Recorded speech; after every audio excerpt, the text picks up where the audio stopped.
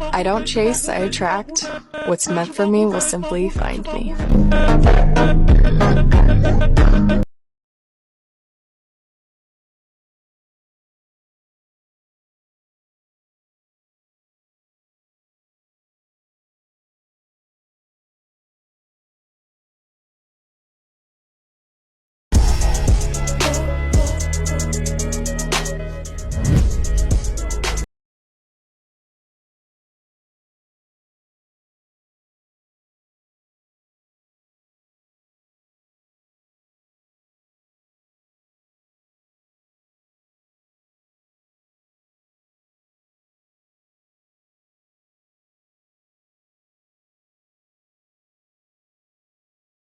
Oh my god, he texts me good morning. Please.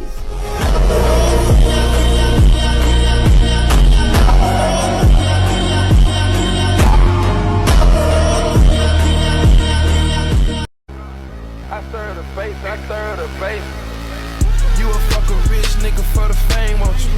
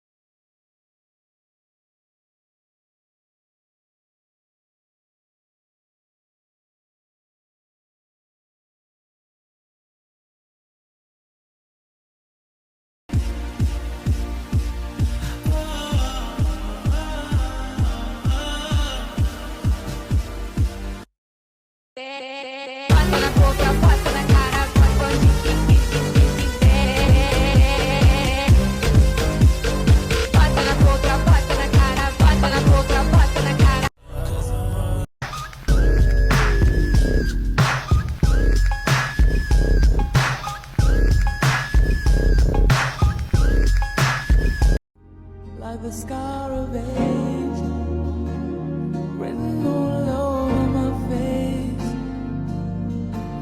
I promise, Maddie, I'll change, I'll grow, I'll be better. I don't deserve you, but I love you. Please, when I go to college, move with me, marry me, have my babies. Guy doesn't call you, he doesn't want to call you. Trust me when I say, if a guy is treating you like he doesn't give a shit, he genuinely doesn't give a shit. Never make a man tell you he doesn't want you more than once. He's told you in 90 different ways that he doesn't want you. When he doesn't come home, when he doesn't talk to you, when he doesn't share like he used to. That's saying, I don't want you. Don't spend your life chasing emotionally unavailable men. Walk away, honey. Walk away. You will find much better than him, okay? He is the bare minimum. He's under the bare minimum. He's in hell. This guy's in hell, okay? You can create heaven for yourself. If they wanted you, you would know. You're confused because they don't want you. Follow your dreams, not your boyfriends. Why do you care? Why do you care? You're not the last people on earth. You know how many people there are? You haven't even met people at all. You're just like, what? Waiting for that one person, holding on.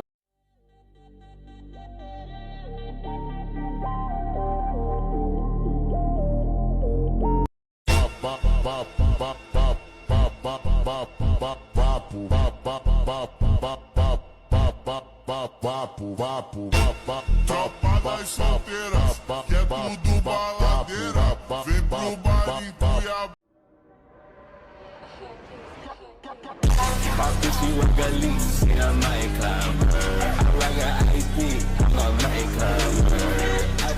Asked me this because I was literally thinking in the car yesterday, like just about all of the responsibilities that I have as an adult and how I have to like pay bills and do this and do that, and I gotta make sure I go to the doctor, and I gotta maintain my relationships, and I gotta honor myself and honor my own needs and desires and wants, and da da da da da da, plan for the future, yada yada yada. I just realized in that moment while I was thinking about all of these things, like, you know, this is a lot.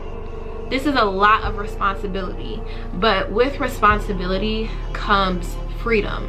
Because when you are the one responsible for yourself, everything is up to you in a sense. Like, you don't have to wait on nobody. Like, the quality of your life doesn't depend on anybody else. It depends on you, and you have power to choose the best life. You have power to choose happiness. You have power to choose joy. You have power to choose abundance and wealth and prosperity.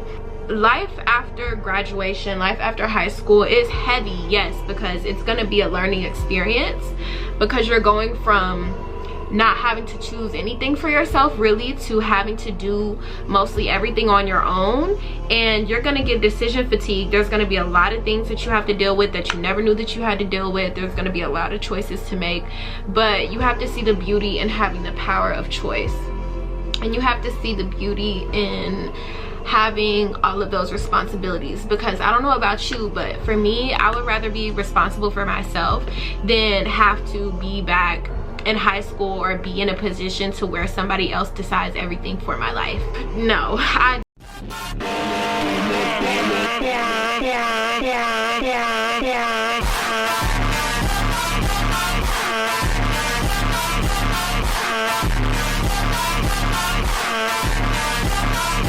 I'm excited to do little things in life. Like, I appreciate every little thing. That makes me happy, but happiness kind of is the open door to everything. Like, you could do anything. You could be creative, you could be savage, you could be antisocial, you could just be whatever you want, as long as you're comfortable and you're happy being exactly in that space.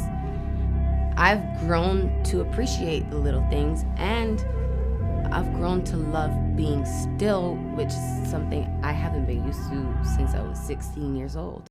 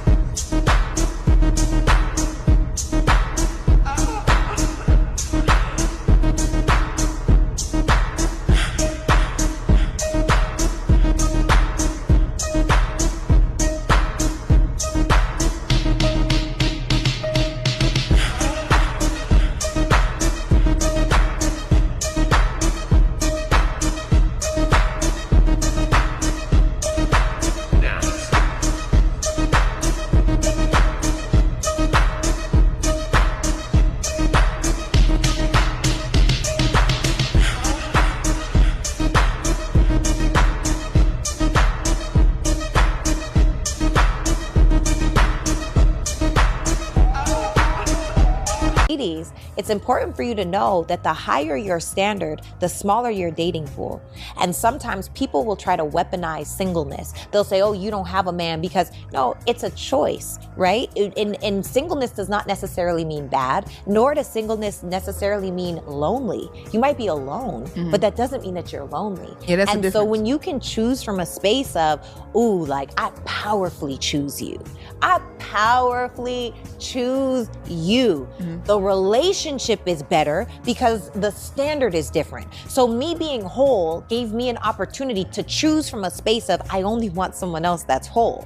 You know, now if we're like mid, you're probably gonna attract somebody on an energetic and spiritual wavelength that's mid. So I guess what I'm asking is, when I say be complete, like, should you be in a relationship and going to therapy at the same time?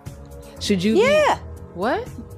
Huh? I think you should have already been in therapy. No, but that's what I'm saying. Like, do people get in relationships while they're still doing the work, or after they feel like the work is complete? The work is never complete. That's what I'm saying.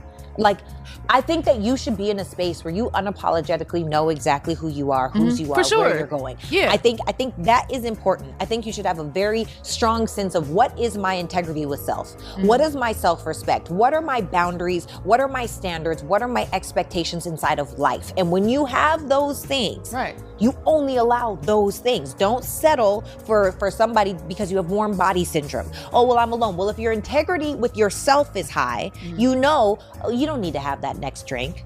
Right. You don't need to be out at that club. Your dress does not need to be that short. Are you looking for attention or are you looking for respect?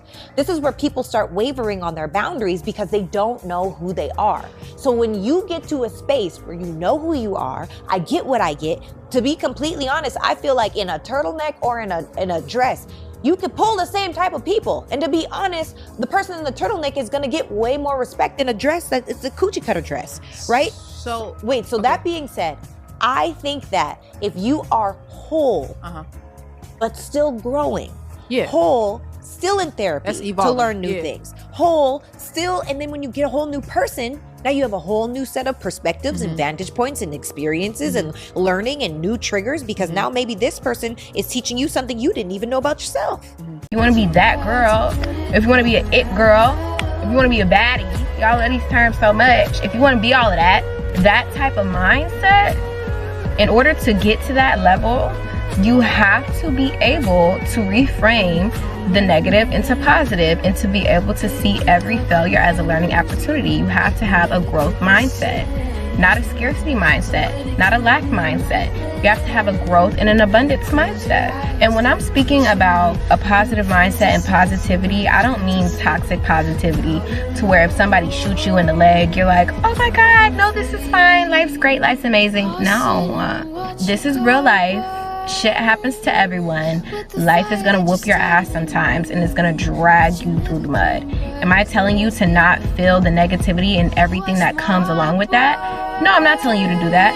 Actually, I want you to feel it, but I want you to choose the better thought anyways. I want you to choose to see the positive in the situation anyway.